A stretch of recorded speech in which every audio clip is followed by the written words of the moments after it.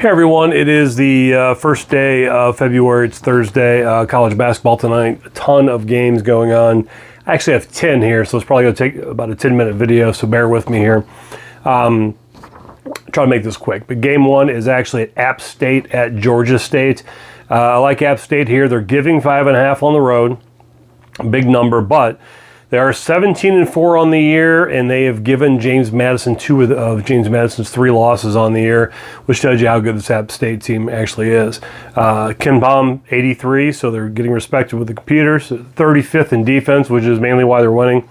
But they're still scoring 77 points a game. They've hit 80 points in 3 straight games. So they're playing, they're the same Georgia State team. They actually beat 4 games ago. They beat them by 8 points. They actually beat them at home. So I'm sure that's why the 5.5, they kind of flipped it on the road here. But playing great ball, beating some good teams, scoring a bunch of points, and playing great D. So they're doing everything well. Georgia State, 9-11 on the year. They've lost 4 straight. So again, not playing their best ball. And for all 4 of those games, they allowed at least 76 points, so their defense has just gotten worse. KenPom 220, defense 259, pace 137. So again, as I say, a lot of times I like those. I like bad teams with the fast pace. So again, I see a team that has a 259 D, 137 pace, where they're kind of in that top third. They're just kind of running and gunning, giving up a lot of points. So that's great for App State. So going with that, this is actually going to be a twofer. I'm going to take the team total of App State over 75.5. I think they hit 80. Just kind of makes sense in this, the way they're actually running. So 5.5 they're actually giving, and 75.5 over. I'm going to take it. And then game 2, Louisiana Tech is at FIU. 7.5 points favorites, La Tech. Again, huge number on the road. Much better team. 15-6 on the year. They've won 5 straight. They have the 45th best defense, so they're playing good D. 4 of the last 5 and 5 of the last 7 games, they've held teams below 60 points. They also have the 109th best offense, so they're actually scoring, so that's nice.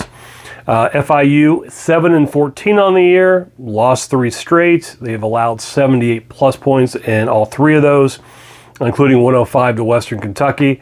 Again, 278 in defense, 46 pace. Again, goes with the whole bad defense, fast pace. They're just giving up possessions to, more possessions to the good offensive teams, their opponents, and they're giving up a ton of points. So, again, I like La Tech, even though it's a big number, 7.5 points on the road. Game 3, North Dakota. They are a 2.5 point favorite at South Dakota. Again, road favorite, but I do like them. Better team. They're 12-10, so it's not like it's great. They're 261 in KenPom, but South Dakota's 9-13 and 321 in KenPom. Most importantly, North Dakota, they've won 4 straight games. In the last 3, they scored at least 82 points, so they're playing their best ball. They're scoring a ton of points lately. I mentioned, South Dakota's 9-13, but they've lost 7 of 8, so they're playing their worst ball. 5 of the last 6 games, they scored in the 50s or the 60s, so they're just not scoring. So again, North Dakota scoring a bunch of points. South Dakota not scoring any points. I'll give the 2.5 points on the road. Doesn't bother me. Next game, Denver at Kansas City. 153.5 total, 153.5. I like the over. Basically, it's a 78-76 game. This is mainly because of Denver. Kansas City, if you look at their KenPom's offense, defense, pace, all kind of in the 200s. So the 200 defense is good for the over. The others not necessarily so much. But Denver's KenPom, 75 offense, 344 defense, 52 pace. Those are beautiful, beautiful over numbers. And because of that, this number, Denver is 17-5 over on the year. So we're basically playing that Denver is going to keep this up. Kansas City will keep up that pace.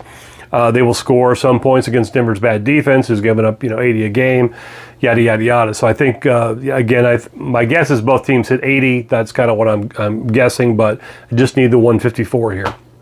Next game, Eastern Kentucky, 5.5 points favorite at Queens. Again, another road favorite, but that's what the numbers are telling me. Eastern Kentucky 11-9, but the most importantly, they've won 7 straight games, so they're on a roll. They've hit in 5 of those 7 games. They hit 80 points, so they're scoring a bunch of points. Look at the KenPom, 178 offense, 202 defense, 108 pace. So a lot of possessions here, which is good.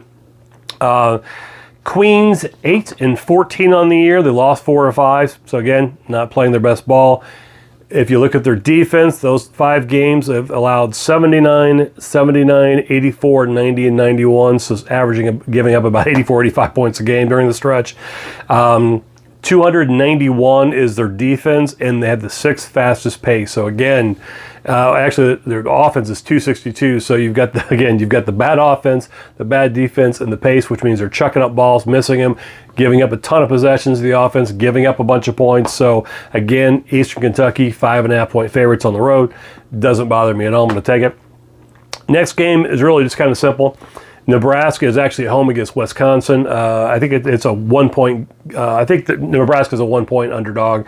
I'm just calling a straight money line win. I think Nebraska wins at home. This is really just playing the numbers here. Wisconsin's a better team, no doubt about it. KenPom numbers are 11-55, so they're better. But Nebraska's just been night and day at home. They are 13-1 at home, while they're 1-5 on the road. Nebraska's a tournament team mainly because of how well they've been playing, so they beat some good teams.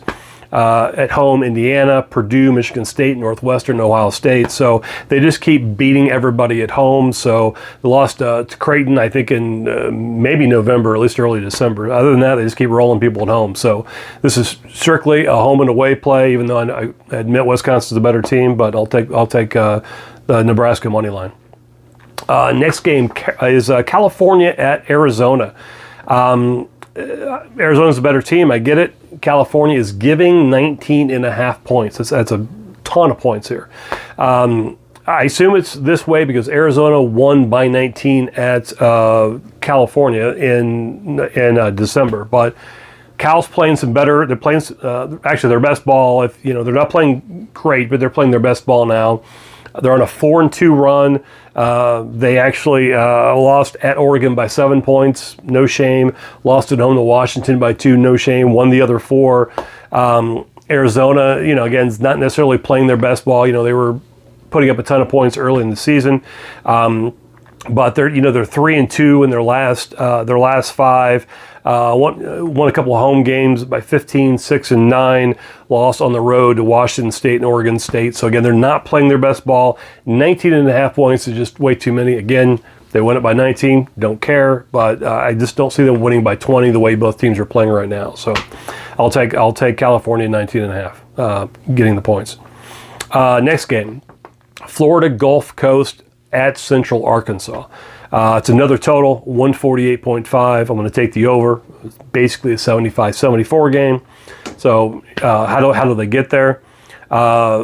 Basically, both offenses are in the 200s. The defenses are in the 300s. So again, I always like that the offenses are better. Central Arkansas has a pretty fast pace at 110. If you look throughout the course of the year, particularly recently, Florida Gulf Coast is kind of straddles this 148.5. Some over, some under. But lately they've scored more points. They're playing a little bit better. They scored 72 plus in 7 of 8. Again, we're looking at 75, 74. Trying to get around there.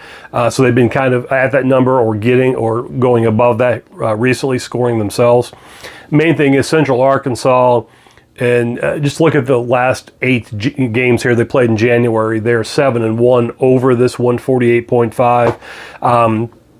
In all 8 of those games, either Central Arkansas or their opponent has hit 84 points in one of those, and sometimes it's both.